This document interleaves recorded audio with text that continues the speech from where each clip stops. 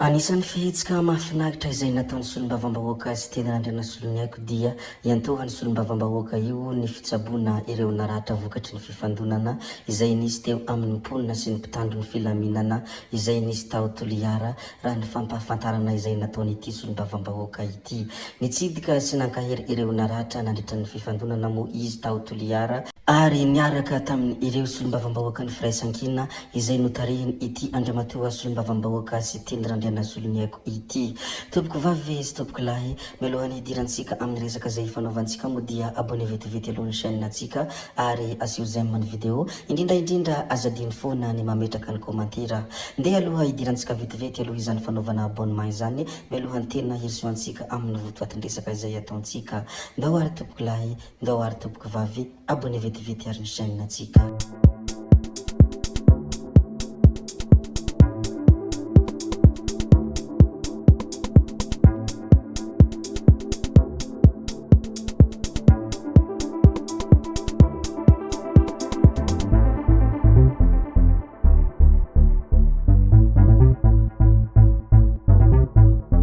Tsy hanao resaka lavabe itsony isika fa avy hatrany tonga dia vavany sahala midrakidraky ny nampotaka.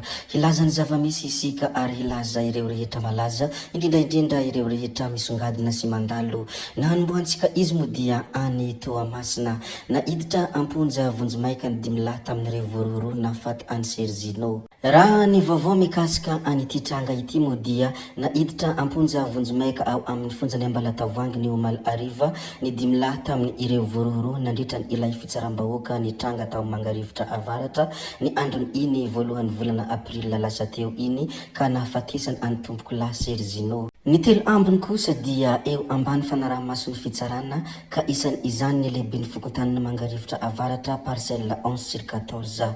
Izany moa ny mikasika any ity raha fitsaram-bahoaka izay nitranga tany Mangarivotra ity koa dia lazaina aminareo satria izany no vaovao farany hita mikasika any ity tranga ity. Rehefa valazantsika moa ny mikasika an'izay ry tompoko vavy sy tompoko lahy, ndeha ary isika hilaza ny mikasika any ity manaraka ity. Hiresaka ny zavatra nitranga sy ny zavatra nahoraka tany Toliara indray isika satria ny andro vitsy lasa izay anisan'ny tena nafana ny raha tany Toliara ary ny olona rehetra tao a Madagasikara dia nanaraka ny zava-misy izay nisy tany Toliara. Ny tany Toliara moa dia tsy miafina amintsika isony fa saika hiona tamin'ny vahoaka ny fidy azy isy teny randriana solony haiko nefa nosakana ny mpitandro filaminana ary tsy nahazo alalana ihany koa.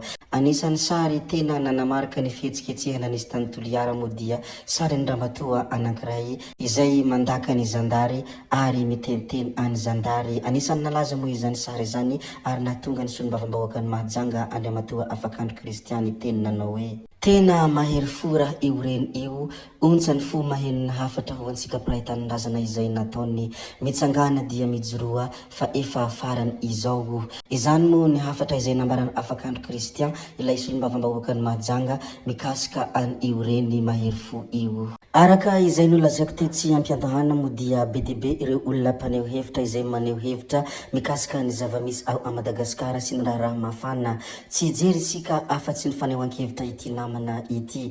Nilaza moa ity namana ity ny hoe mbola tsary nahita firenena ka ny filoham-pirenena no maniry amin'ny fomba rehetra ny vahoaka mba ho trandrahany vahiny ny arena ankibony tany ao aminy. Ary notsindriny ity namana ity manokana ny hoe dia ny zandaro karameny vahoaka no misambotra sy mitifitra rehefa tsy manaiky ho potehiny vahiny ny fonenany sy ny fiainany amin'ny fitrandrahana arena ho an'ny vahiny.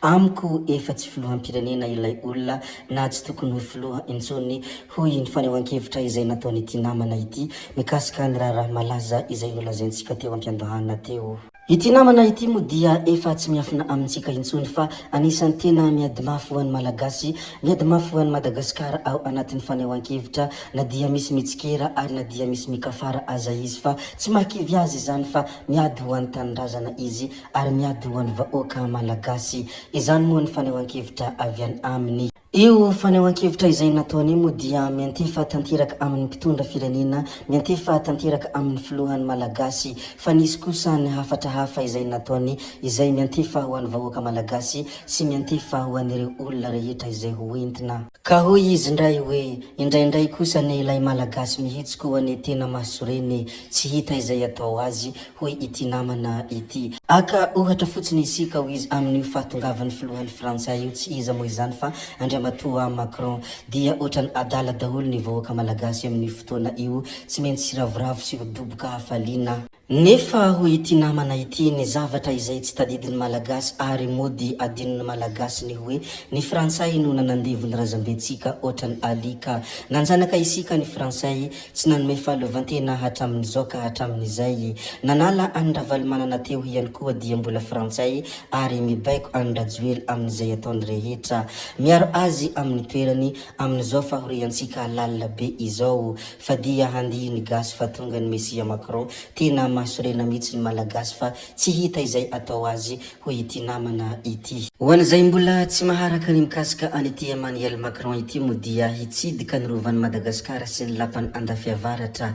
Hitsidika ny lapan'ny andafiavaratra sy ny rovan'ny Madagasikara moa i Emmanuel Macron, ilay filoham-pirenena Frantsay, araka ny nambaran'ny ministry ny serasera sy ny kolotsaina, tsy iza moa izany fa Mara Volamiranta Dona. Raha araka ny vaovao miparitaka moa dia ao amin'ny lapan'ny andafiavaratra no hanatanterahana ny fionan'ny Andry Rajoelina sy ny filoha Frantsay Emmanuel Macron miaraka amin'ireo tanora malagasy miisa 100. Raha tsy ahivina moa dia amin'ny 13 Aprila ho avy izao ity farany no ho avy hitsidika any Madagasikara ity filoha Frantsay ity. Niteraka resa be moa ity vaovao ity ary be dia be ny olona tsy mankasitraka, be dia be ihany koa ny olona nanakihana mafy tao anatin'ny fanehoan-kevitra manoloana ity vaovao mikasika ny filoha Andry Rajoelina sy ny filoha Emmanuel Macron izay hitsidika ny lapan'ny andafiavaratra ity. Efa noresantsika teo moa ny fanehoan-kevitra izay nataony namana anankiray iny, fa ity namana Mayokara be ity moa dia naneho ny fanehoan-keviny izay manao hoe tena mpamadika firenena marina no mitondra ny tany ankehitriny. Somba zafikely rasandry ary i Rajoelina ity hoy izy, satria tsy mampino hoe i Macron dia ho ekena manitsaky ny lapa izay razamben'io Macron io no nanimbaziba sy nanapotika any Madagasikara ka nahatonga azy tsy afaka mandroso hatramin'ny androany ity. Gaga izao mahita an'ity fihetsiketsehana ity hoy ity namana ity raha naneho ny hevitra. Ny tantara moa dia tsy fanadiny fa mipetraka ho tantara, fa nazany na tsy zany aza dia tsy sakana ny hibanjinana ny ho avy izany. Ho an'izay tsy mahafantatra ny tantara moa dia manasa anareo kely mba hitady izany tantaran'ny rasandry izany, fa ho hitanareo ny tiany iny olona iny ho ampitaina sy ny tiany ho lazaina. Fa i namana Diamondra poetesy kosa dia nilazany hoe aingany mba ho filahan'ny Rajoelina ary ho tontany Ralambo hataony Ranavalona 1-2-3 mahevoka mihitsy sy ho kendeny Radama 1-2-3 ary ho boksena hasina salorany io toerana io. Indrindra komboreny Andrianjaka sy Andriamananelo ary geteny Andrianampoinimerina ao ilay vazaha sy ilay rajapimbazaha be io, satria masina ny tanindrazako ho ity namana ity. Tompoko vavy sy tompoko lahy, zay ihany koa no namarana ny videontsika koa dia mankasitraka anareo na vitany haino hatramin'ny farany ary mbola manentana anareo foana ny mbola hanaraka ny video manaraka izay alatsaka hiato misesisesy tsy mijanona tsy anky hiato. Zay fa tsy halavianay ny resaka hametra veloma izahay, veloma vitivity fa tsy hoe akory veloma mandrakizay amin'ny manaraka indray no manao ny misimisy. Veloma ary tompoko lahy, veloma tompoko vavy.